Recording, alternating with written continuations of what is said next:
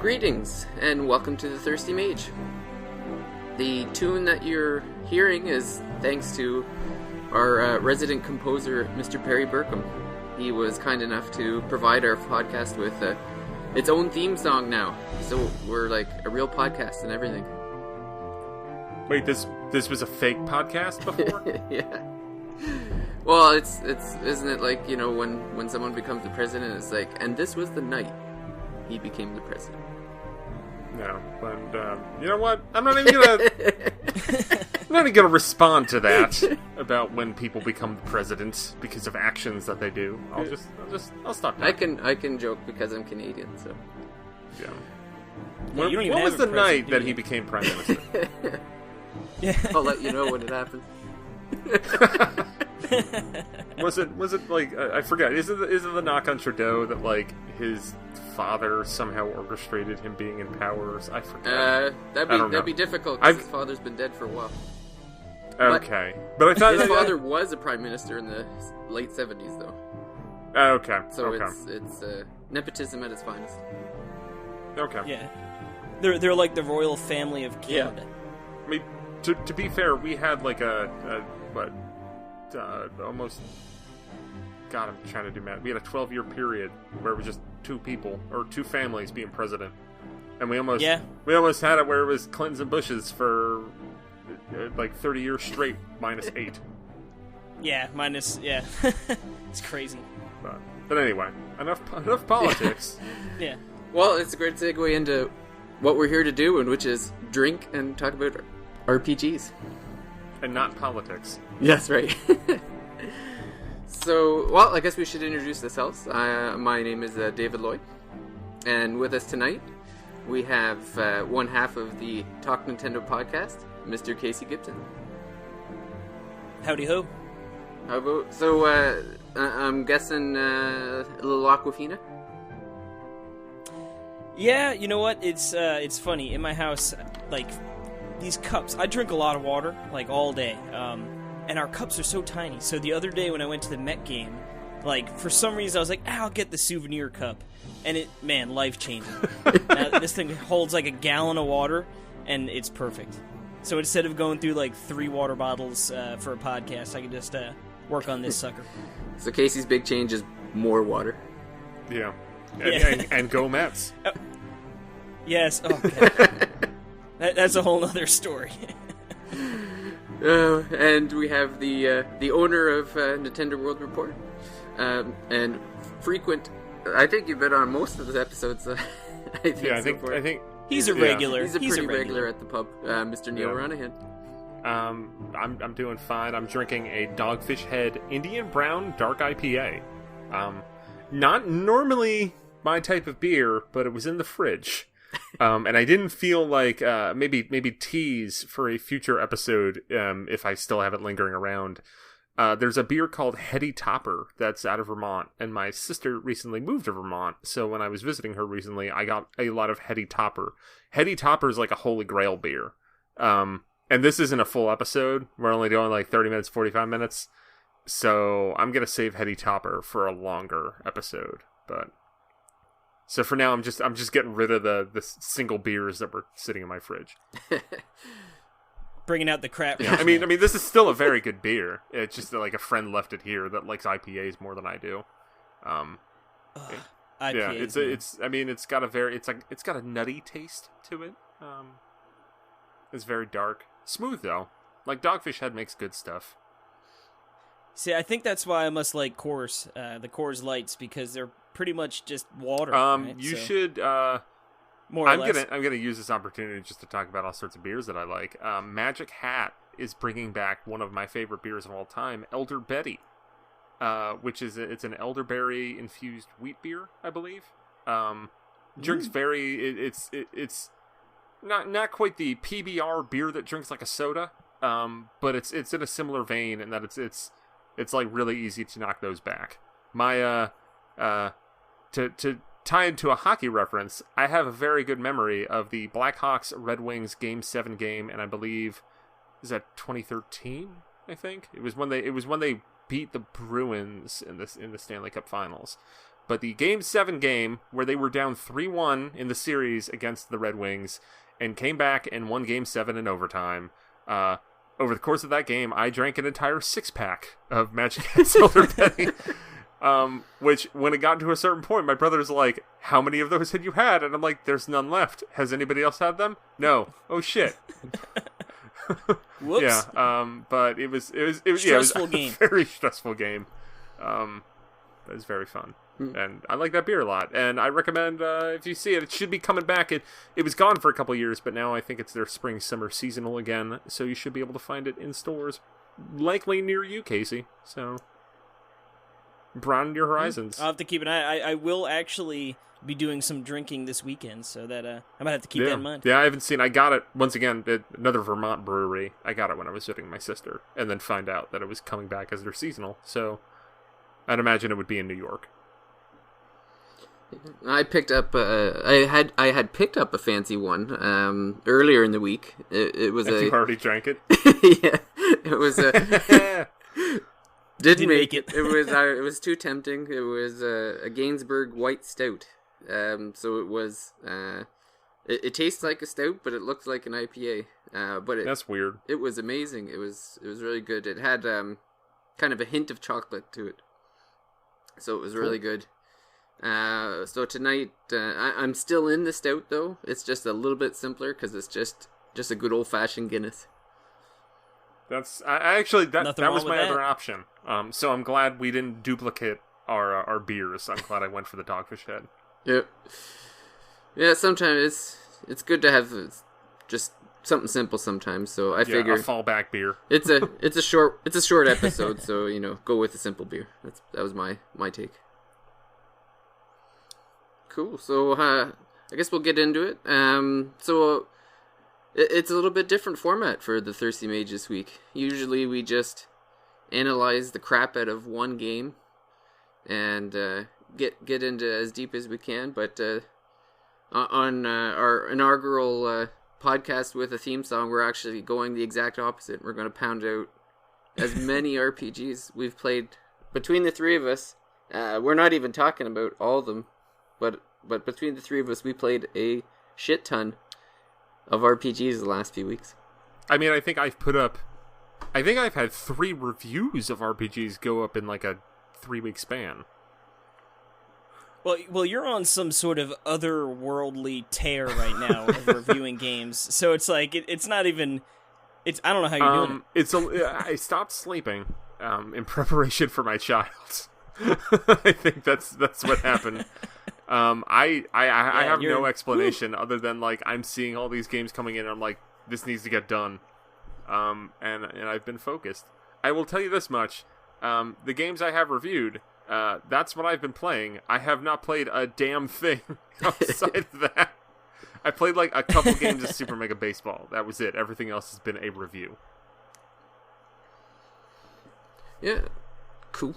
Yeah, and then there's Casey and I have been playing a few games that we can't even talk about yet. So ooh. Yeah, and I want to so bad because well, I'll just leave it at that. We don't want the embargo gods to rain down lightning on us. Yeah, so. I'm so excited that you guys are playing the 3rd Chrono Trigger game. Oh shoot. God. That was an E3 announcement. E3 leak. But we can confirm that because... Yeah, we can confirm that Chrono Trigger 3 is a thing. Yeah, and it's on the DS. Yeah. But there's also a GBA version that might be better. Yeah.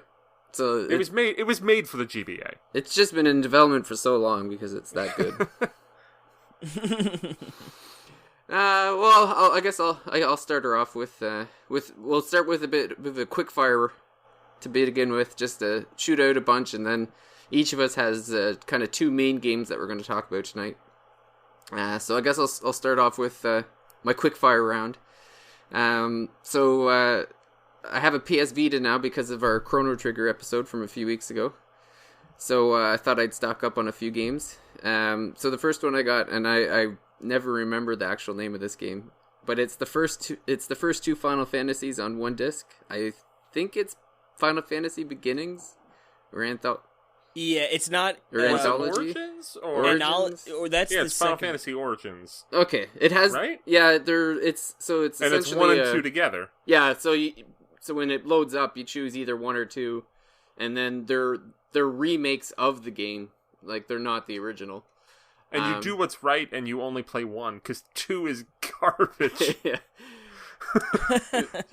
I'm playing 1. I get there's a lot of quality of life changes, which I'm sure people who haven't played it would enjoy, and is probably better for them. If I had to recommend you play 1, if you haven't played 1 before, I guess it would be this one, because it's easier. There's when you attack the same enemy, if the enemy dies, then you move on to a different enemy, as opposed to in the original NES game when you would just attack the air. Yeah, as someone who played a couple hours of the original Final Fantasy on the NES Classic, I cannot in good conscience recommend any human in 2018 play that game for the first time. Seek out Final Fantasy Origins if you want to play the first Final Fantasy game. I still, for the time, Final Fantasy on NES is super awesome, and I know you have a ton of nostalgia for it. Yeah. So, by all means, replay that game until the cows come home. But as someone that, I never beat the original NES. I did put a lot of time into it. I did beat it. I think Final Fantasy Origins came out on Game Boy Advance or DS. I think it was so. Game Boy Advance. Yeah. Because I played through 1 in some portable format probably 15 years ago. And enjoyed it a lot more there and actually finished it. And if memory serves, and granted this is pretty flimsy memory, that remake's pretty good.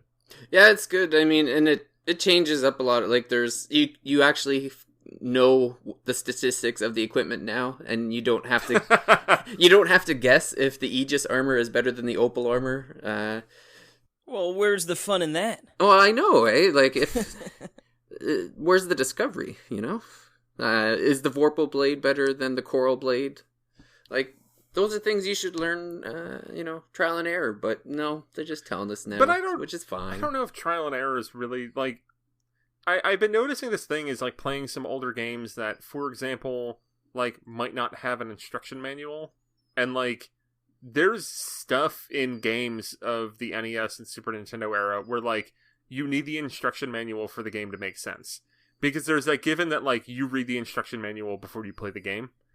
And now we don't have that, so tutorials have to be built into the game, but you didn't have that back in the 80s and 90s. And I mean, I can't speak specifically to Final Fantasy 1, but I feel like there might be, if you were to go back and read the instruction manual for that game, or maybe you were a kid who subscribed to Nintendo Power, then you would probably be able to get the answers to a lot of these questions back then, as opposed to now, where I guess you can just go online, but it's not really built into the game as much. No. Wasn't it in Star Tropics 2 for the NES? Needed you literally needed instruction manual. Well, and also I don't know if you meant also Star Tropics or Star Tropics 2, but it was the first Star Tropics was the one where you had. So I meant also. I got Star very Tropics. confused, and I was like, oh wait, I think that's what he meant. Wait.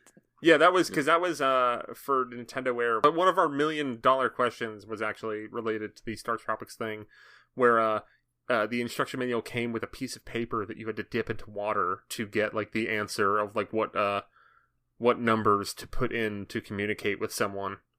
And the Virtual Console version had this really cool feature where you would open up the virtual manual and go in and press this. And I want to say that because wasn't Star Tropics 1 was in the NES Classic, right? Yeah. Nope. I believe yeah, so I would imagine that probably would have had something similar with that virtual representation of it, because you can't really complete the game without that instruction manual, or at least the knowledge of, or a nice connection to the internet. Yeah. But yeah. And the other game I got on my Vita is one of Casey's favorite, I believe, Persona 4. Ooh. Persona 4 Golden, I guess, to be Yes, be sir. precise. That game, man. Yeah. Oh, baby. I haven't played as much as I want. I've made it up to the end of the Yukiko dungeon. I'm literally fighting the Yukiko. Oh man, Shadow.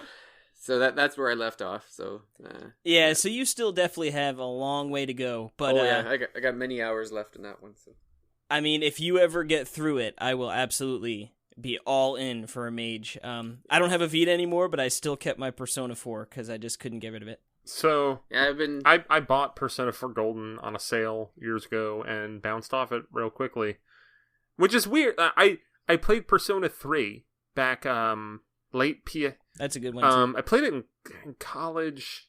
I want to say it was probably like 2007, 2008. I got it on PS2 and like played the hell out of that game and really enjoyed it. And every Persona game I have played since, I have bounced off of very fast. I think what it is the time sink, and like it's a lot of time. Yeah, eventually I think I might just have to romp through 4 and 5 on like easy mode or something just to experience them. But it just, you know what else it is? The formats between the games are pretty similar too. Yeah. So it's, and like even some of the characters you can sort of see like, oh, that's this character for this game, you know? And like they all have their own personal, you know, personalities and stuff to make them different, but like you can't help but be like, oh, that's that role, that's that role. So I mean, I loved 3 as well. I think 4 is 4 to me, I love the characters. It was my first Persona game I played, so that probably also has a bit to it. I think Persona 5 plays better, especially in like the dungeons and stuff. They're way better designed and way more fun, but I need to get back to that one too. But there's just not enough time in the day. Yeah, 5 I have not played. And it's kind of on like the long-term bucket list to go back and check it out. That was just one. It's because like, I mean, I don't doubt 4's quality, but I'm just, a lot of it was very visual novel-y, and I wasn't in the mood for that when I played it. And I experienced something very similar with Persona 3, and I don't know if that's the type of game that I want to play multiple times. But yeah, that's what. Yeah. Not to crap on Persona, but it's never clicked for me the same way it has for so many others. Cool. The PS4 games and 3DS games that I've been playing are actually in the list for later, so I'll skip those for now. And a couple of the Switch games I can't talk about yet, but the 2 Switch games I can talk about. The first is, I guess it depends on whether you consider this an RPG or not, but Hyrule Warriors. It's got elements. It's RPG mechanics. I think we could make someone could make for a the passionate sake of argument. I argument. say yes. It's like how Super Mario Brothers is a roguelike. Yeah, well, combined with the puzzle. Yeah. And then the other one is Knights of Pen and Paper, which it's a pretty cool game. It's basic. It's essentially an RPG where it's mimicking a game of Dungeons and Dragons. So you're at a table and there's a dungeon master, and then you control up to 5 characters that are sitting at the table. And essentially the story is played as a Dungeons and Dragons game, but the story that the dungeon master is explaining is actually happening around the table. Like the table is kind of being transported to the fantasy world where they're playing, and so it's pretty neat. There's as you're defeating enemies, you're collecting gold and doing quests and stuff, and it's kind of fun that the gold can actually be used in the real world or in the fantasy world. So you can either buy upgraded equipment for your characters with the money, or you can actually buy things like in the real world that give your team buffs. So if you bought like a Coke machine for the room, that gives you like, I don't know, like 10, all your characters get an extra 10 HP. You can buy like protein bars that give temporary buffs. It's pretty neat. So it's kind of like pixel. It started off as a mobile game a few years ago, so so this is a port to the Switch. I think there's people that'll enjoy it. I wouldn't call it probably it won't be universally adored, but it looked for a certain audience. It looked neat. It's a niche. That's what I would call it. I think the people that enjoy, like people who will play it, who want to play it, will probably enjoy it a lot, and then the rest of us just kind of won't get it.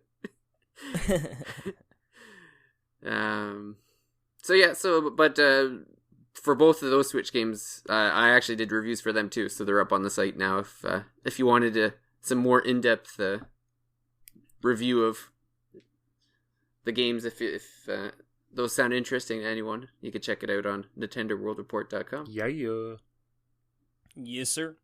I actually have a quick little bite here of a game, and that is actually Pokemon Quest. Oh, God.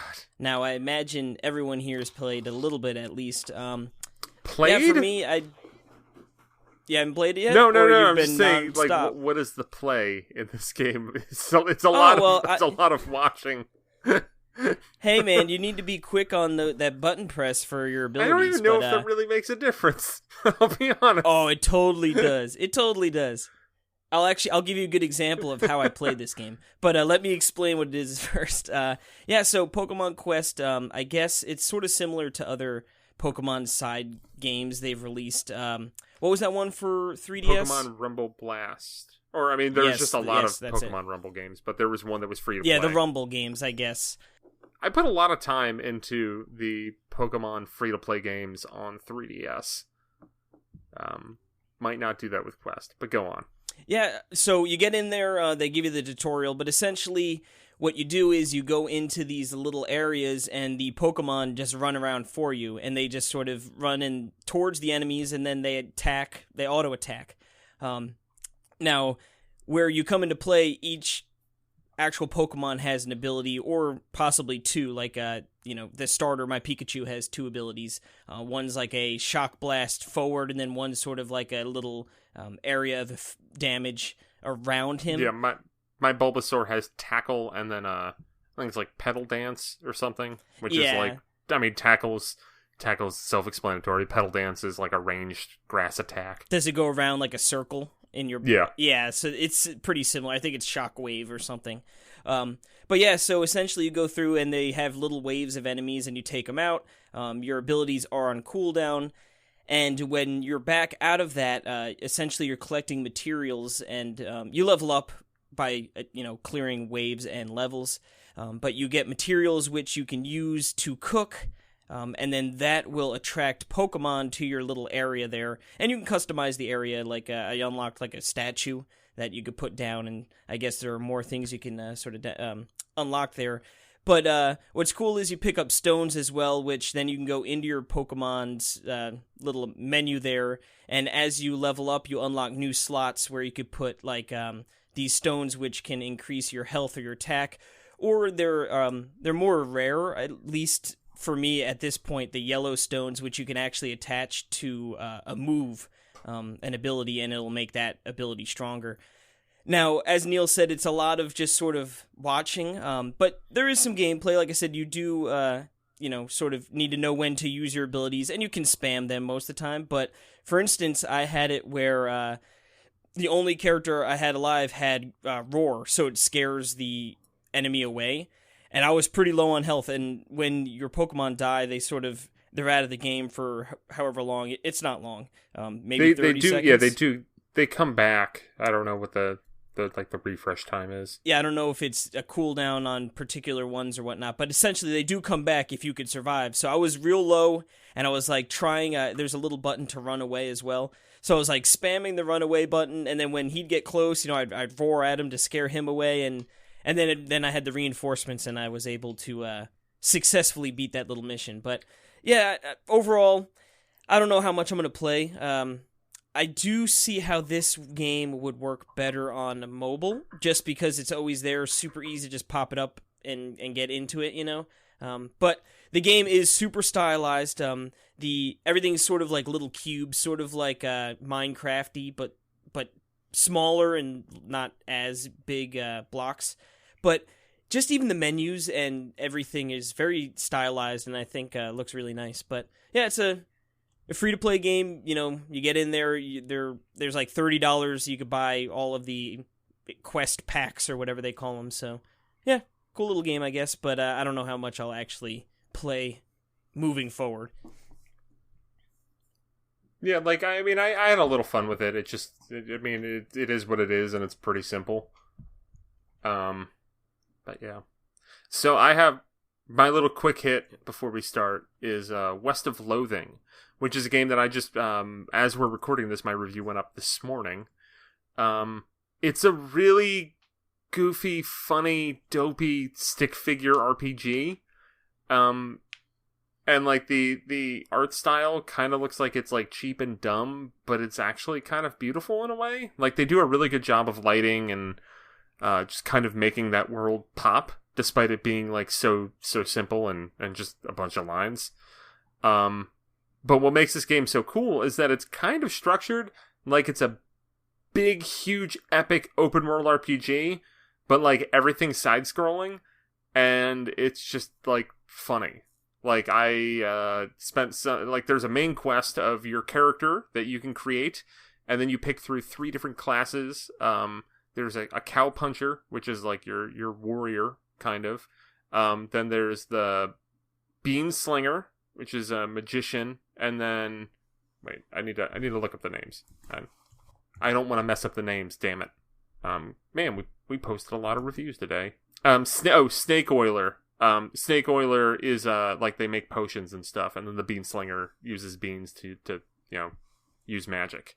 And your created character then goes west to try to make their fortune. And along the way, you have to get a horse to be able to move. You can get a partner if you want. It's very much recommended. And then you're on your way exploring these different places on a map and trying to go west. And there is a main quest, but it's much like your Elder Scrolls games where the main quest is probably the worst part of the game, because it's more fun to just dick around and explore everywhere. And like, I'm trying to think of like some examples that don't give away too much. Just really goofy, weird, esoteric stuff happens constantly in this game. And, like, you can have it where it just kind of auto-levels you up, which I actually preferred, because it's the kind of game where if you look at it too seriously, it kind of falls apart. Like, the battle system is just a simple turn-based combat system that just isn't really that deep. You can kind of get through it quickly, but it's still probably a low point of the game, and it kind of emphasizes the fact that the best way to play this game is to just experience it and have fun and do dumb things. Whether you're, trying to, like, talk a goblin into helping you out, or going to an abandoned pickle factory and trying to solve a puzzle to get all the bandits there, or whatever. This is just it's such a dumb game, and I'm so glad it exists, and I'm glad it's on Switch. So that's West of Loathing. You can go check out my review for more details. And I mean, I keep on dancing around it because just that, like, part of what I enjoyed about it was being surprised by the stupid things that happened. So I don't want to go into detail. Yeah, like you said, it's tough to, especially doing a review when the charm is from the surprises, but yeah, because it was in the Nindies video. And when I'd seen it there, I was just like, this looks really funny. Like, I would like to play this. Well, yeah, that's all I gotta say about that. You had me at stupid walking mode. Yeah, oh yeah. Stupid walking mode is something that I found very early in the game. And it's so dumb where your character just walks stupidly, but in a random way. I'm picturing like Octodad. Yeah, that's a pretty good comp. But yeah, that's all I have to say about West of Loathing. You can check it out. It's like $11. I think there's a physical version coming out at some point, which will probably be more than $11. Yeah, it'll probably be like 30. Cool. All right. Well, we'll move on to the meat of the podcast. The 6 games that well, I guess 5 of them we would recommend. You'll understand later. But 5 out of the 6 are new and recommended. So we're just gonna go through them and talk about why they're fun, and give you a little breakdown of what they're about. So I'll start us off. So this is, I guess it was about a month ago or so. I did the review for Regalia of Men and Monarchs. So this is a strategy RPG. It's another game with a goofy sense of humor. The main story of the game is that there was this city-state way back in the day that existed and kind of ruled the lands, and it just kind of, through wars and poor leadership, it became an abandoned city. And one day, a family, there's a brother and 2 sisters. Their dad was passing away, and as he was passing away, he had told them that they were the descendants of the rulers of that city-state way back in the day. So they had decided to make a pilgrimage out to there to see if there was anything. Essentially, they were looking for money. They were hoping that, you know, it would be a nice place to live. And then they get there, and it's a dump. Everything's kind of falling apart. But they can't leave because apparently the descendants of their family were hugely in debt, and the debt collectors have not forgotten. So, so the game starts off with the debt collector showing up saying, you owe us money. You have nothing left to go to. We've already taken the home you've left. This is it. You better start making money, or these 2 massive trolls that are with me here are going to break your legs. So essentially the game is you rebuilding that empire. So the city-state exists on a map, and then there's areas around the city-state, and essentially you're just doing tasks, going on quests to help build. There's a neat little time component to it that's kind of Persona-like in that there's so many tasks that have to be done in a certain amount of time. Because the game is tracked by days. Like, everything you do costs you a day. Like, if you go out to one of the areas outside of the village or outside of the city to do some kind of quest, then like that takes a certain amount of days. And is it all days, or do they split it up into like, oh, that was a morning?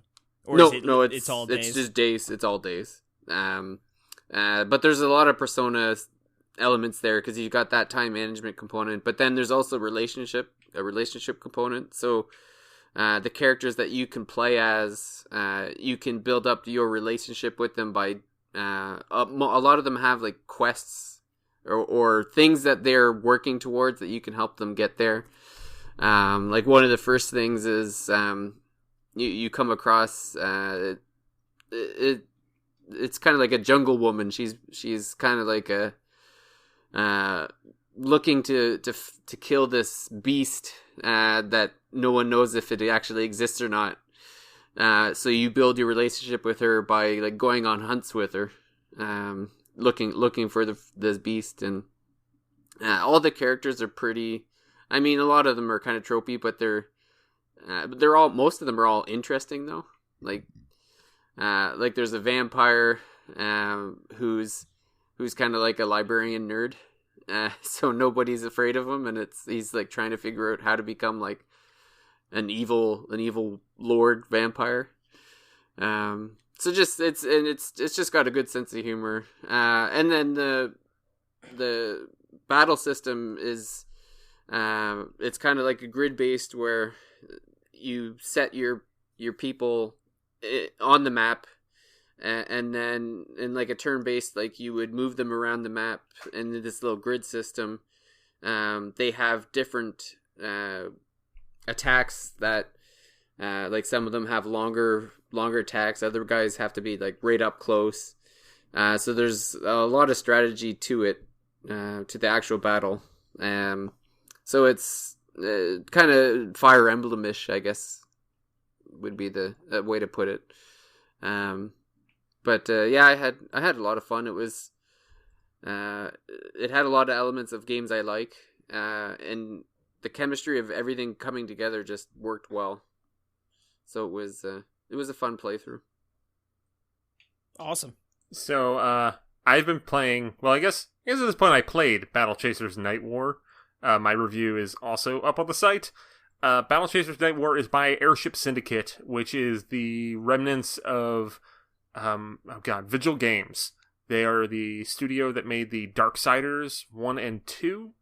That pair of games that I think you can get on Wii U right now.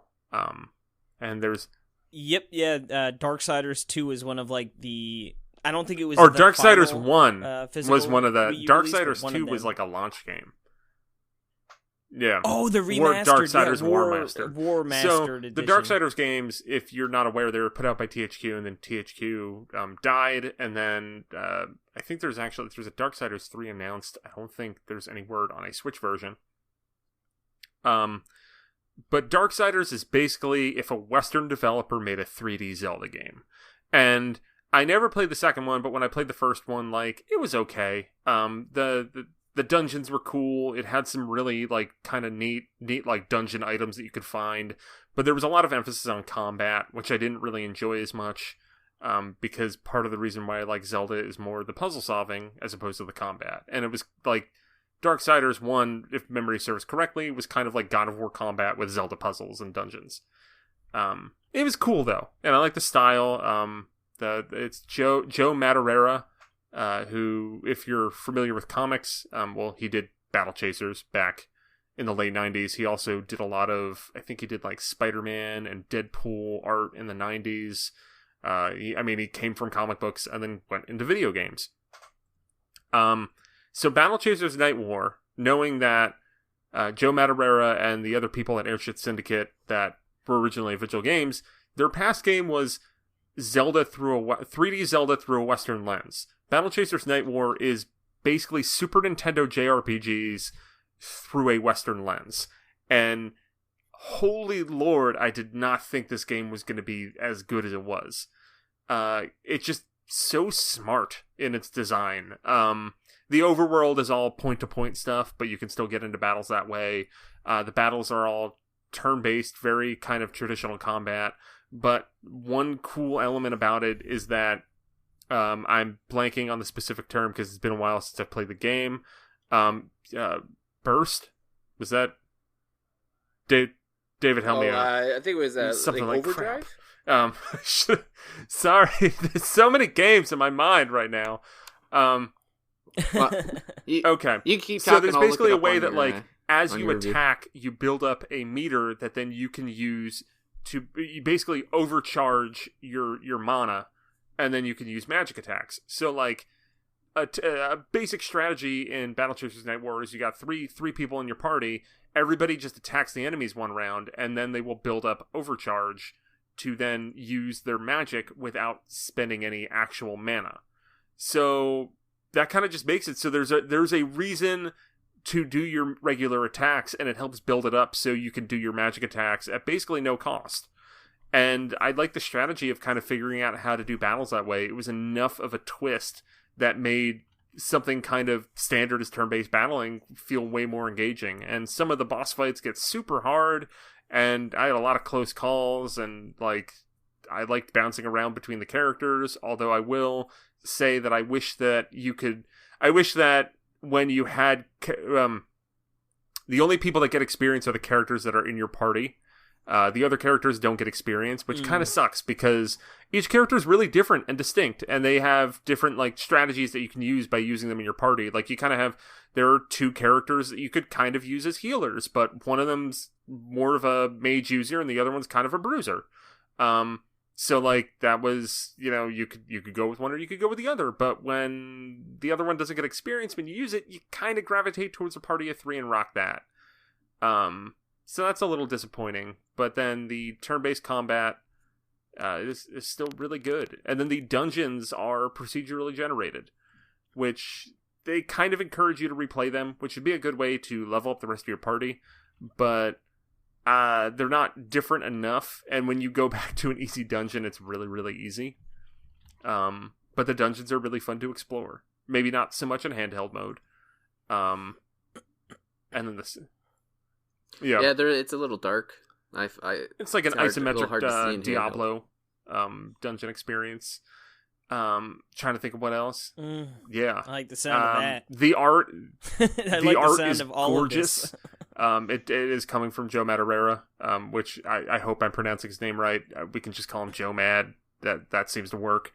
I don't know if he's Joe? that big. I don't know. But yeah, and the story is pretty good.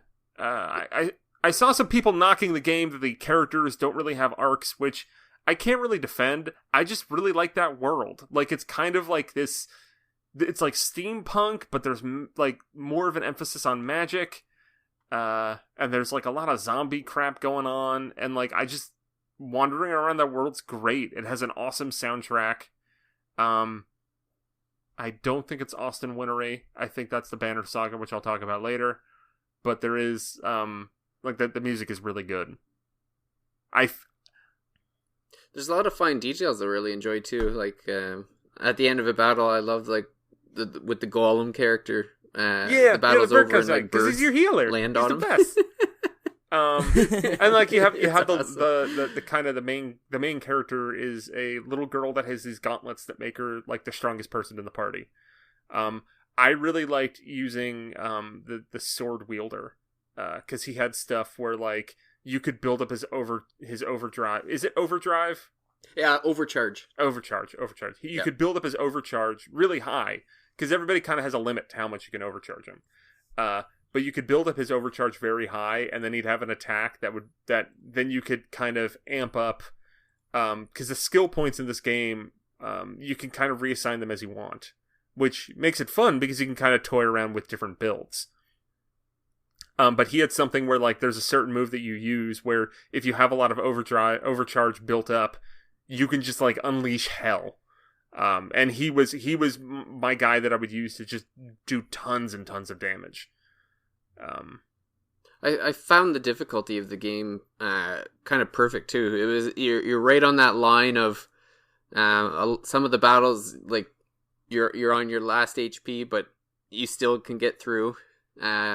So it's kind of like living on the edge for going through the dungeon. That always feels good though. Yeah, I think that they nail the difficulty early on.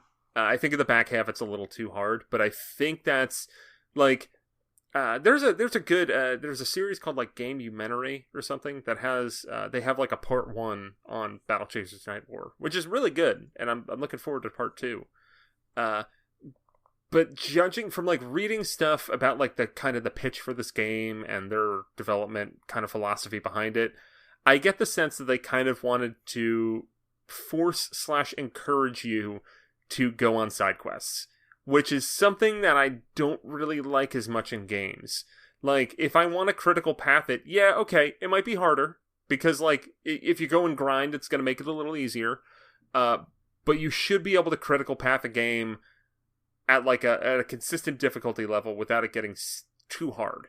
I feel like the back half of Night War is kind of designed in a way that you have to do side quests. You have to repeat some of the dungeons, or else you're gonna get stomped. Which happened to be a lot in the later parts of that game.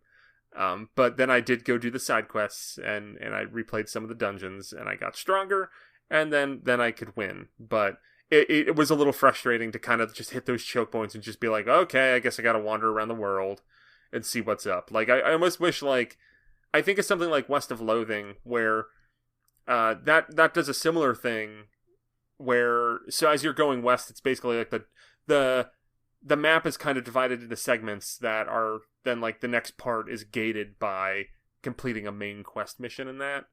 But it's not that like you go and try to do the main quest and then like someone kills you. It's more like, oh, I need to like get this item or get this much money, so I guess I'll just go do this.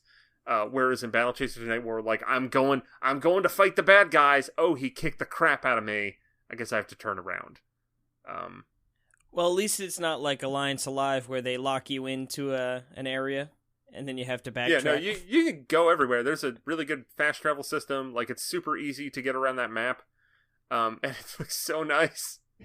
Like, when I was working on, like, editing the video review and doing stuff with that, I would just have the game on in the background with the music playing because it was so pretty. Yeah, well, that's the thing is the music is incredible, and the graphic, like the visuals are spectacular. Yeah. And it does have some technical issues. Load times are a little rough, but like, it's worth it. It's so worth it. Yeah, oh, I agree. I'm a few dungeons in. I don't think I've hit that point of where the difficulty ramps up yet, but how many characters do you have access to right now? I think it's just the 4. Okay. All right, yeah. You're probably an hour or 2 away from the first moment where I was like, "What the hell?" Okay. But it's still real good. And you get some the next couple characters that you get are really neat too. Yeah. Well, yeah, I definitely recommend this one too. Yeah. It's a good game. Awesome. I guess that brings me up to my first game here, and that is Ni no Kuni 2: The Revenant Kingdom. And this was the sequel, a highly anticipated sequel to the first one, which was called Wrath of the White Witch.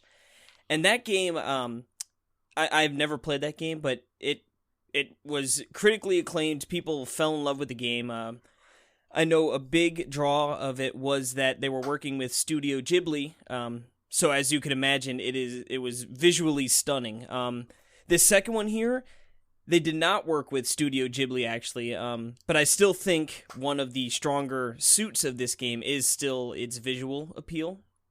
I think the environments are just really stunning. When I was playing it, there were a lot of times where I'd just stop and really sort of look around and admire the different areas and stuff. As far as the character designs, I think I like them, but I liked just the people you'd run into in the different cities and towns. Because I guess to start us off here, as far as the story goes, you are playing I guess the game starts off with a cutscene, and you're sort of an older man named Roland, and you witness like a big missile is coming down and explodes. But in the aftermath, somehow he just disappears and like into a portal, and then ends up in Ding Dong Dell with Evan in this room. And Evan is our protagonist here, and what's his full name? I had it written down. It's funny. It's because he is like I guess sort of like a cat person. Evan Pettywhisker Tildrum. And you sort of fall into this kingdom that's in trouble here because the king has been poisoned and killed, and you find out that it was actually one of his, I guess one of... advisor, I think. Yeah, one of the advisors, like and he's actually a mouse. And so it's funny that the mice are taking over the kingdom. So Evan is sort of forced out, and he's got Roland here. Evan was just as confused as why Roland showed up as he was. You know, they're both sort of like, what the heck's going on? But they end up working together, and essentially the game is, you set out, and it's like, Evan, what do your kingdom, you need to build a new kingdom and sort of take it a direction. And, he's just a very hopeful, happy person, and like he just wants a kingdom where people can live and not, have to worry about any of that BS. So, that's sort of his philosophy. So you go out and you start, meeting some other people. And what's cool is, obviously there is, the driving story, but there are plenty of side quests about. But what's cool about the side quests is when you complete them, you actually end up recruiting that person back to your kingdom, which then you can use in the kingdom management / building part of the game, which I guess I'll just get into that because we're talking about it, then I'll shift back to how the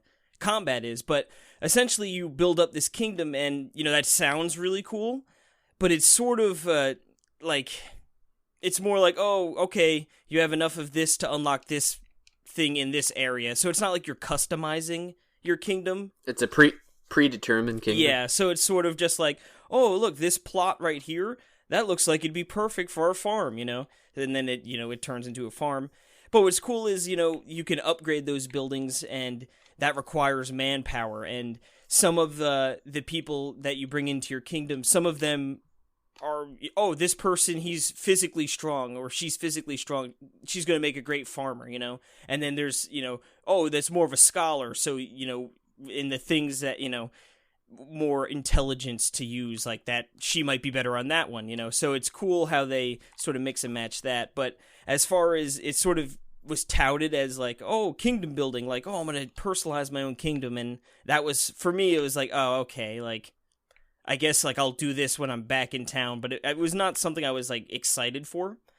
But as far as the actual combat goes out in the field, it is an action RPG, which is, I believe, a shift from the first one. I believe the first game was turn-based. So, they sort of jump ships here. Now, as far as the battles go, you sort of walk into it, and it's sort of like that Xenoblade, where you sort of have, like, the ringed-off area to sort of battle the enemies in.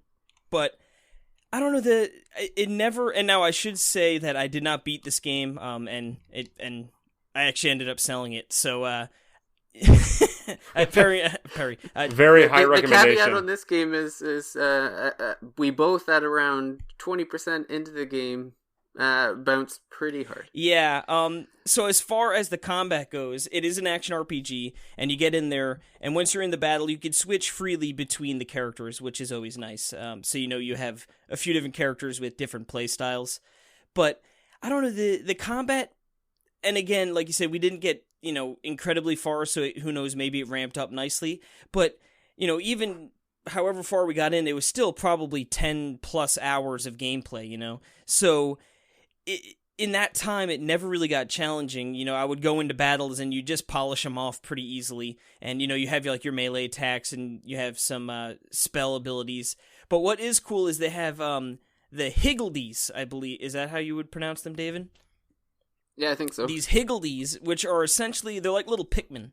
And you actually, and they sort of have like the Karak seed height, like you just find them randomly around the world.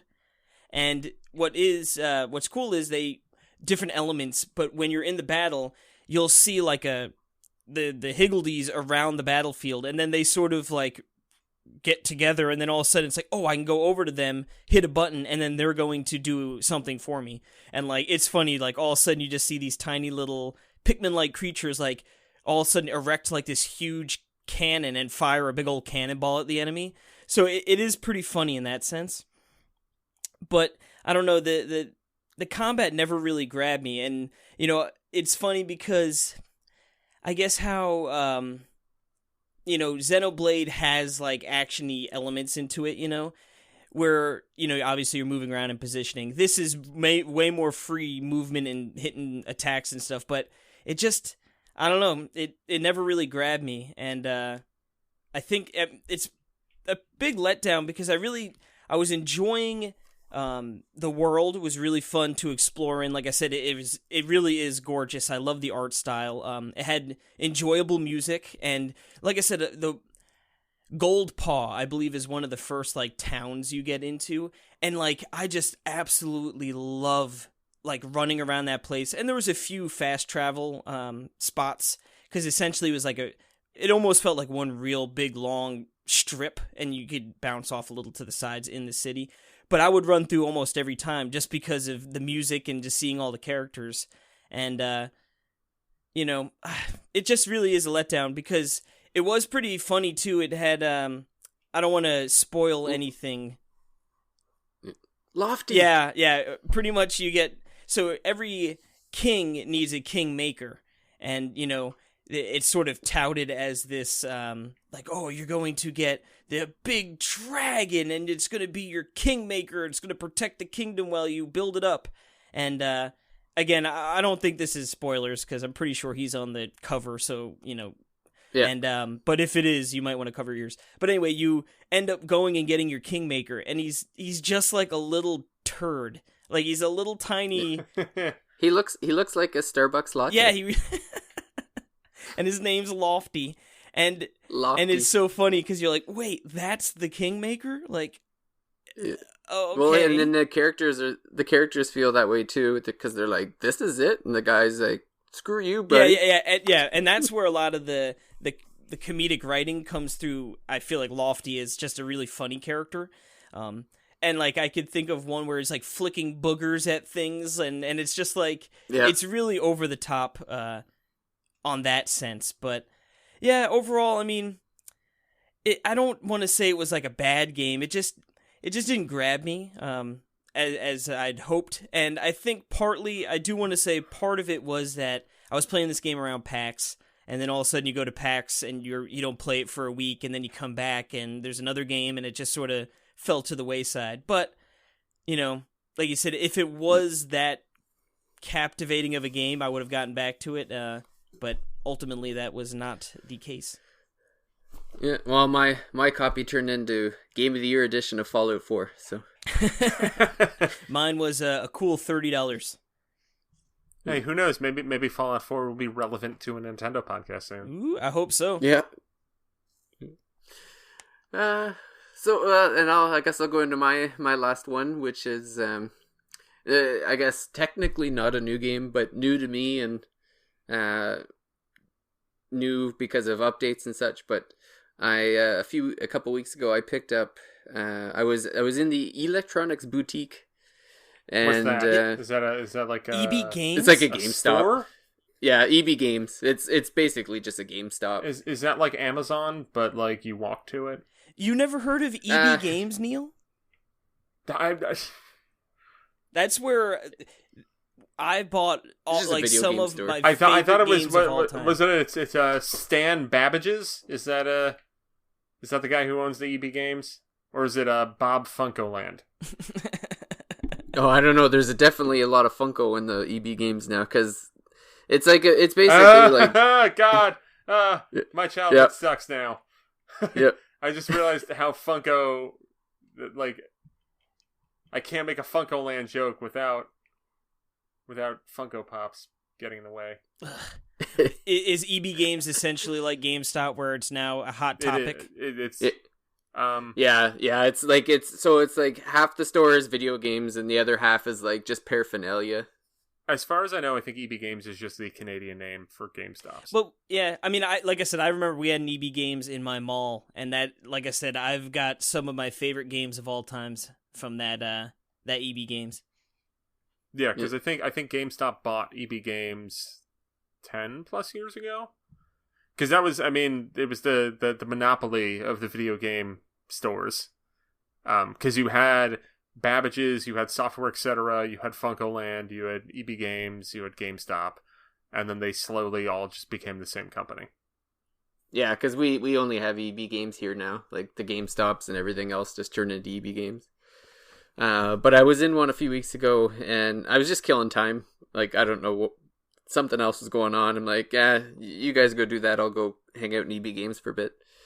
And after I left, one of the reps there like handed me a newspaper flyer. They're like, "Oh, here's our deals." I'm like, "Oh yeah, thanks." As I'm walking away. but as I'm crinkling it up while I'm walking away, I noticed that No Man's Sky was on for $10. And it was a game that I wanted to actually get like previously. Little did that guy know how much he was going to change your life. I know. Well, what's funny is so I head back, and the guy is like, "Oh, well, yeah, it's on for $10, but then you can also if you get this, it's 2 for 1 as well."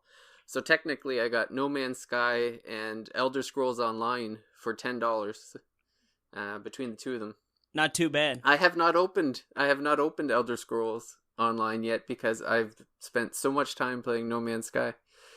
I remember the hype of it 2 years ago, and I was interested in it, but I actually didn't have a PS4 then. So this is my first time actually playing it, and it completely encapsulated my life. I was like, I just wanted to come home and play this game. It was so much fun. I can't even tell you why. It's just, it's like a drug. It's basically just exploring planets, finding resources so you can explore more planets. But what's funny is the things that I'm enjoying about the game are recent additions to the game. Like the two things that I was doing mostly is one was there's an Atlas update where it's you're effectively like there's some backstory about your character as part of like some kind of traveler's race or something, and you follow these like Atlas statues around the galaxy. So I started doing that, but the thing that's hooked me now is there's a base building component to the game that's been recently added, and so everything was based on that. It's like, oh, okay, like now you can build a weapons hub in your base. So you need to find like this item, this item, this item, and there's this quest to do this and this quest to do that. And I was just doing that all of the time, and it's just the game itself is beautiful. Like all the planets and the spaceships and it's basically like the space exploration game I've always wanted to play, but I've never seen it done right. So yeah, like I would say if you had bounced off of it before, if you could pick it up for $5 in a GameStop type store, it's worth playing now. And then it's funny, the one thing that everyone was upset about was that everyone was expecting this to be like a multiplayer where you can run into other people like online and stuff. And I know that was the big disappointment then, is that you couldn't play multiplayer. But as of July 24th, multiplayer will be added. Yeah, it almost seems to me like this game just needed to stay in the oven a little bit longer, you know? I don't know if it was pressure, you know, from Sony sort of getting it out there and it getting that much hype where it's like, we need to get this game out, you know? Or what it is. But yeah, I know they took a lot of heat when that game came out. And like I said, I have not played it. But yeah, I've definitely heard that the recent additions have made it a much better experience. So I'm glad to hear you're enjoying it. And I'm curious to see how many people sort of stuck it through, you know? Like, I wonder if there is like a dedicated fan base that was like, you know, we stuck through the thick and the thin, or if these things they're adding now is enough to bring back the players that sort of played a little bit and got out, you know, early on. Yeah, well, we'll see. Like, if it didn't have the updates that they put in recently, I know for sure that if those weren't there when I got it, I would be done after like an hour. I'm like, okay, well, like, what am I supposed to do now? Yeah, it's very grindy, right? I believe early on. Oh yeah, yeah, because like you have to like all the resources are on planets, so it's essentially like you go to a planet and you mine for the resource you want, then you move on to the next planet and you mine the resource you want, and just doing things like your spaceship needs to be refueled all the time, so you're always looking for plutonium. You're always looking for iron. Like it's if you're not a fan of asset management, you're probably not gonna like this game, because that's like the thing that you're pretty much doing 90% of the time is looking for assets. But I don't know, and it's funny too, because I remember talking to you, Perry, about it. And I'm like, I don't know why I like this game, but I love this game. I shouldn't like this game. I'm not doing anything. I can't even tell you what I'm doing. All I know is I'm enjoying myself. Maybe that's it. You're doing too much in the rest of your life. You just need to sit down and relax. Yeah. And that's what it was. It was just a relaxing, I'm flying a spaceship. Oh, I'm picking up stuff. Oh, this is fun. That's part of the reason why I want to sit down with Yonder. Oh man, I really enjoyed that. I just want to chill with that game. Like I said, that's generally, I mean, not to get too far off the rails here, but like I said, that's a game that generally wouldn't really appeal to me, you know? Like, if you told me the sales pitch of that game, but I don't know what it was. I really enjoyed it once I got in there. Cool. So good time to go on to Neal's second title. Alright, so another RPG that I reviewed that I'll actually be revisiting in like a week is the Banner Saga, which came out back like 2016 on other platforms. It's a tactical RPG. So it's a little different from some of the other stuff we've been talking about, although I guess it's maybe in the same vein as Regalia. But the whole kind of thing to it is that it's narrative driven. So my kind of means in comparison with a lot of these strategy tactical RPGs is Fire Emblem. As a dude who runs a Nintendo website or owns a Nintendo website and plays Fire Emblem games, that's kind of my strategy RPG. I talked to the developers. I saw the game at PAX East because they were showing off Banner Saga 1 and 2 on the Switch then, and the third one's also coming out in July. Their influence is a lot more Final Fantasy Tactics and Shining Force, which are games that I've also played but has never gotten as into, but that definitely the less Fire Emblem, more Shining Force and Final Fantasy Tactics is much more where this game lies. So the combat is relatively simple. You have characters, they have attacks, they move on a grid. Some of them have special abilities. You can use them. But where it kind of gets cool is that there's a story going on that you make narrative choices throughout it. And some of those can end up in characters dying. Like, there's a lot of different paths that emerge from this game. And this is billed as a trilogy. So Banner Saga 1 is already out on Switch. Banner Saga 2 is coming out on June 7th. Banner Saga 3 is coming out the end of July. What you do in 1 carries over to 2, and then what you do in 2 carries over to 3. So you can have, there are choices early on where there are characters that could live or die depending on what you do. And then your experience with the second game, in theory, will be completely different because you have, different characters alive. As far as what the story is, it's this, Nordic world that I think is tied into some kind of mythology, but I'm not really familiar on it. There's, a snake that's, trying to eat the world, but the world's too dark or something. You have human characters, and then there are Varl, which are basically, giant... They're not small, so I guess they're giants, but they look like dwarves. They're just tall. There's probably a better name for what those are. I guess giants is probably the right name, or Varl, which is what they're called in universe. And the story first puts you with 2 separate groups that are kind of, one's coming from the west and one's coming from the east, kind of dealing with this world entering disarray with darkness coming over. There's a White Walker-like race that is coming and attacking people and killing them, and the game is mostly you're just in a big caravan with a whole bunch of people trying to outrun this enemy race and try to find a way to survive. So when you have big story moments, but then for the most part you're just watching your caravan move across the road to the next town, and you'll have different narrative events will pop up.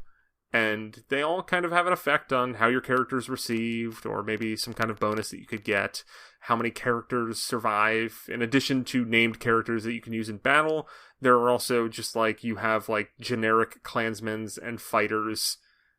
It's a really well written story, and the game is beautiful, and combat is good enough. There's also a difficulty level that you can set to easy, medium, or hard, because the emphasis on this game is the story. So if it's too challenging for you or too easy, bump it up or down. That's the Banner Saga. Boom. Yeah. Cool. I don't know. Are either of you guys interested in that game at all? That's one to me, loosely interested, but probably never going to get to it. You know what I mean? I would love to be able to find the time to play one of these, but I just, there's so many other things, I don't foresee it happening, but you never know. I will say that I wrapped the first one in less than 10 hours. All right, that makes it a little more appealing, because I definitely thought they would be more 20-ish, but... I get the vibe, and I probably... we've all reviewed games. Sometimes you just burn through it pretty quickly. I could see someone taking their time with the Banner Saga and maybe it taking them closer to 15 hours to play through it. Not Neal. Not Neal. I've got 30 other reviews. Ronaghan. No, I got shit to do. I also I legitimately wanted to see what was going to happen at the end of the game, so that was kind of I started cutting out the chuffa and just going for it. But that's a good feeling too, though. If you want to see the conclusion so bad that you can't put it down. Yeah, because there's a lot of that, And I would compare the tone of the story a lot to Game of Thrones. Which, I mean, that's probably a lazy comparison, but, like, it's one of the biggest shows on the friggin' planet. So, I'm gonna make it. Like, I mean, there's a race that's going after you. They're basically the White Walkers. Like, there's a lot of violence in this world. There's like, I want other people on the site to play the game because I want to talk about the choices that you make in the back half of it.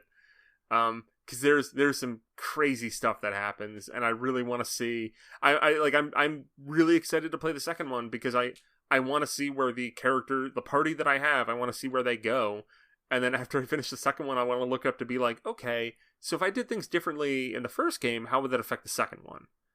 Because like there's major things that are different, and I'll be curious to see how they wrap it up. Because when the third one comes out at the end of July, it's going to be day and date with every other system. So that's cool. I'm definitely gonna dive into the second one and play through that before the third one, and then the third one, who knows when I will finish it, but that sounds like a hell of a good game to play while you're feeding a baby. You're gonna have like 30 RPGs to play with this baby.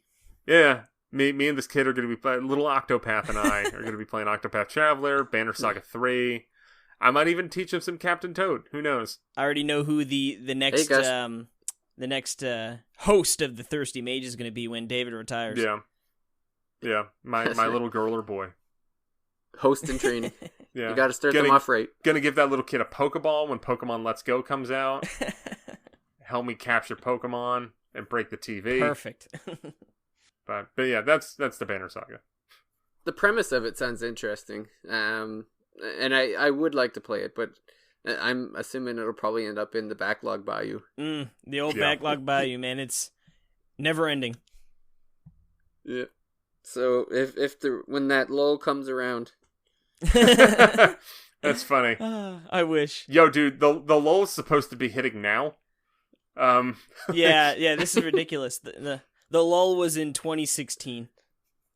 Yeah. I think the definition of lull is going to have to change for us. Yeah, when I'm only playing 2 other games.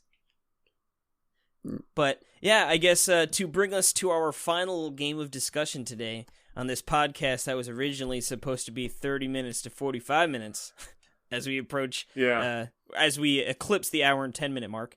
I have been playing as well. I know David and I believe Neal, but he might not have started yet. Shin Megami Tensei Strange Journey Redux for the 3DS, which just released, was it this month? Or was it? Yeah, it was only a couple weeks ago. We got it a little earlier, so I was trying to figure out the timing of it all. But, so Shin Megami Tensei Strange Journey was originally released on the DS. They now have brought it over, like many of their DS RPGs. I'm pretty sure they brought like all of them over and sort of polished them up a little bit, added some new things, some new story branches on within the game that you could take advantage of. But for me, this was my first time with Strange Journey. I have played mainline SMT games, 4 and Apocalypse, are 2 games I absolutely adore, some of my favorite RPGs on the 3DS. So I was excited to try this game out. And this is kind of like the direct predecessor to 4 in a way. Because there was a big gap where there wasn't a numbered Shin Megami Tensei game, but I remember I was at NWR when Strange Journey came out, and Atlas was kind of selling Strange Journey as like, it's basically a numbered game, but we're just not. It doesn't take place in Japan, so we're not going to number it. Yeah, I mean, I'm trying. Like, I guess the biggest difference for me, not really knowing much about Strange Journey and coming in having played, some of the newer ones, is that there is no real exploration in like an overworld. There's just the dungeons, and the dungeons aren't so. In Shin Megami Tensei 4, it's like, you're third person and you see your character like 3D model running around in 3D space. Essentially a big chunk is searching the areas. Then you could bounce into the overworld, and as Neal said, it takes place in Japan, so you are visiting places that or cities and areas that are real.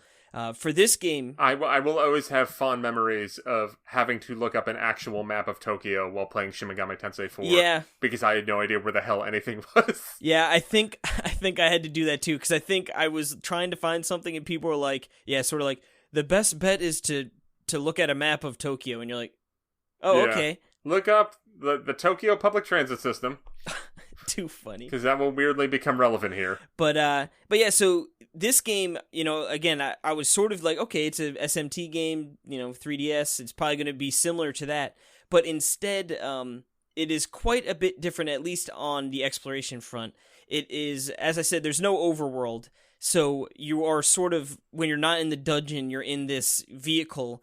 Because essentially, I guess, sort of jumping all over the place here. To start out with the story is, there down in Antarctica, there is something called the Schwarzwelt. Schwarzwelt. And this is slowly expanding, and it's just destroying everything in its way. And they're trying to figure out what the hell it is. So, like, they've sent probes into it, and the probes have sent back images. They've all been destroyed, but some of them got images back. And you see it's like looks like a shopping mall, and it just looks like normal, like, real-world places. And they're like, this doesn't make any sense, because it's just like a big void eating up the world, like, what? How could that happen? So you are part of a team that is planned to infiltrate and get in there and see what the heck's up, and then essentially you do that, and you end up getting stranded. So now it's like, okay, we need to figure our way out, but, like, while we're doing that, we need to also sort of see what this is all about. So, I think that story's interesting. Like you said, it's not in Japan, which is a little different from other SMT games. But I thought it was cool because you go down to, like, Antarctica and you're not really knowing what to expect. But now that you're in this thing, they could play with all different kinds of environments. You know what I mean? Like, there's no holds barred. It's like, oh, whatever we want to throw into here can be in here, because none of it really makes any sense. So when you're in those dungeons, and how it works is you're, like, in one area and you sort of gotta go through, figure it out. You eventually beat a boss, and then you find out it's like, all right, we're in another layer here, and there's a bunch of different layers of this thing. And when you are exploring it, it's very Etrian Odyssey like. You're in the first person, and it's all grid based. So when you move forward one box, and it's like, oh, now you need to turn to the right. Oh, you turn and you're still in that box, but now you see to the right, and then you can push forward. For me, a lot of that ended up just being like, oh, I'm going to look on the bottom screen at my map with the grid system, to move around, instead of actually really paying attention to the top screen. But, I sort of like that form of dungeon crawling. And, as you walk each step, you'll see, like, oh, there's more of a chance I'm going to get into a battle. It's green, then it's orange, then it's red. It's like, okay, I'm going to get into a fight soon. Then you get into a random battle. And then it's very much SMT. You're going to be recruiting demons by talking to them. You're going to be fighting demons. Then, as your demons get stronger, they unlock some new abilities. Then you end up going into the... God, I'm blanking on the word. Where you go and fuse them. And, you fuse a bunch of different demons together, and they yield you a new, more powerful demon. What is a little different, though, in the previous games, which I guess really are the more advanced games, you end up sort of, when you fuse two together, you can sort of pick and choose the different abilities from those two, and then your new one is sort of like a stronger version with a wide range of abilities, This one, that doesn't always happen unless if you use them enough, you analyze them to, I think it's 1, 2, and 3. And once you analyze them level 3, then they end up giving you like a core. And then you can use those cores one time. And then that lets you really just pick whatever ability from that monster, So if you have Pyro Jack, who is, as you would imagine, he's one of the sort of mascot-y characters, but he is a fire-based guy. Now, if I were to use that sort of core from, I'm trying to think, what's the Jack Frost? Is that? Yeah, Jack. Yeah. So you use Jack Frost's, and now all of a sudden you have Pyro Jack with Frost abilities, So it is cool to mix and match, but it can be a bit frustrating, talking to the demons, because it's mostly, at least in my experience, is like sort of guessing and hoping. Like, oh, okay, this demon wants to know if I should why I'm here. Am I exploring? Am I here to kill demons, or am I just taking a walk in the park? And you're like, all right, well, like, does this demon look like it wants to hear a joke or something, more funny, or is it more serious? And like I said, I don't know. There might be more of a rhyme and reason to it, but sometimes it's like, oh, that pissed them off. Oh, they attacked me. Okay. Yeah, there's definitely a random element to it. Like I know that there's demons that are, because there's different classes. There's like law, neutral, and chaos. And then within those three, there's like different levels of it. So responses, like chaos responses, obviously are better for the chaos demons. But even on top of that, there's still a random element to it, because I remember there was one particular demon I needed to fuse something. And so I went and talked to it, and the responses that so in the first encounter I got certain responses, and then I didn't, for whatever reason, I didn't collect them. So then I had to find them again, and I got the same question and I answered the same way, but then I got a different response. So there is still, even with the responses, still a random, a element to it, yeah. To it, that it's not like a predetermined to a certain extent. There's still that randomness to it. So yeah, it can be frustrating where sometimes it's just kind of, you have to get lucky to get them sometimes. And one thing that is different with the battle system, so in 4 and Apocalypse, I believe if you get if you use an ability that is strong against the demon that you're fighting is weak against it, so the press turn system. So you get the bonus attack. So in the previous ones, it'd be like, oh, I get an extra attack, so it cycles through, and then that demon or your player character gets to attack again.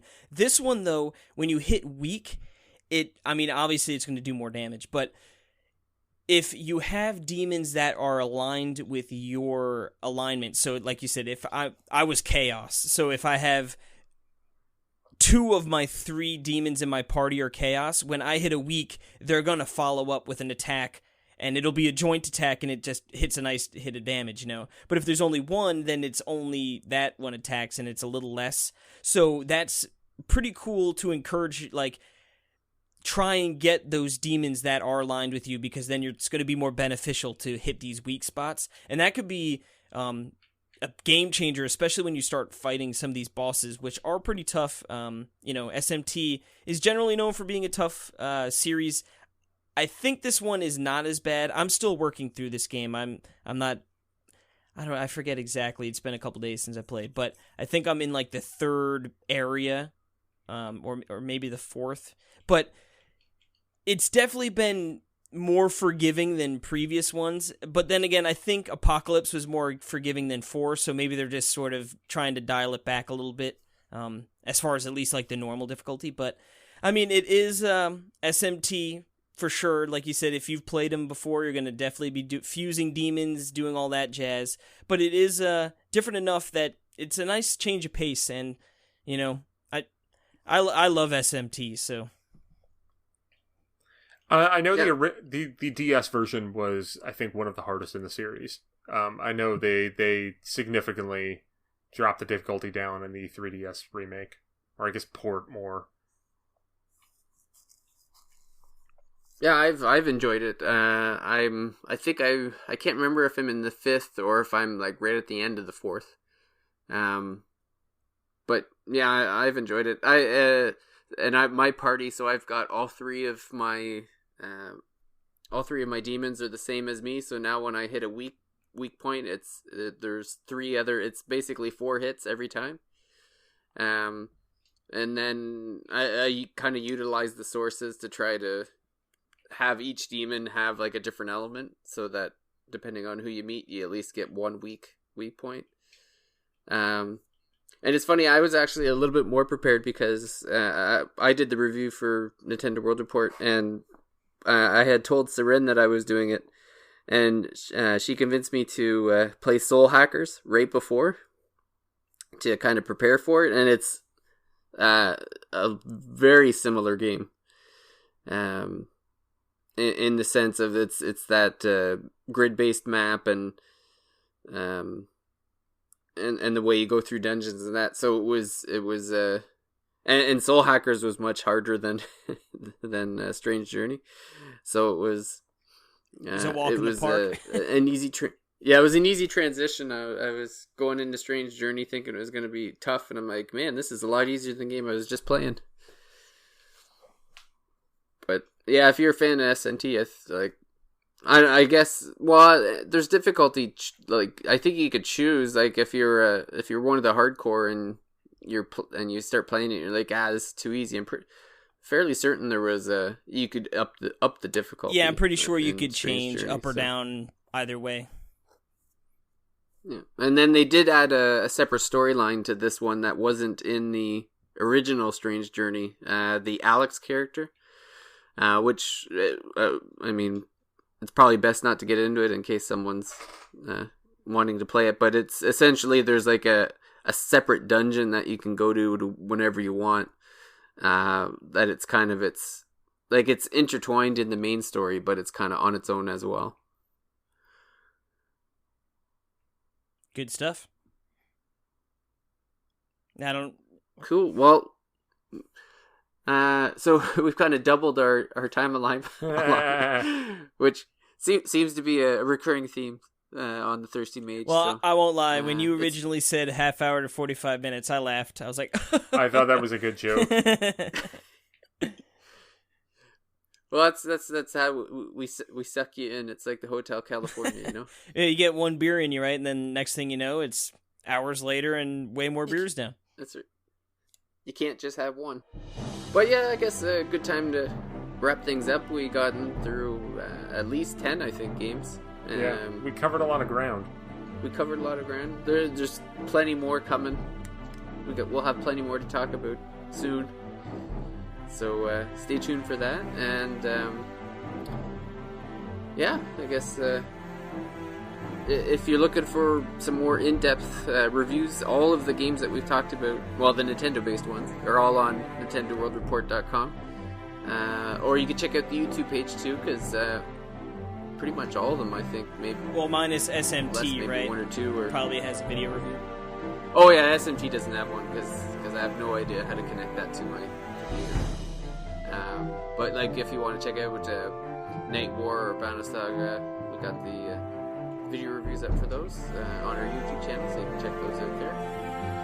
And if you want to follow us, we're on Twitter at the Thirsty Mage to keep you up to date on when episodes will be posted. But other than that, I think that's it for another episode of the Thirsty Mage. All right. Bye. Adios. Have a good one.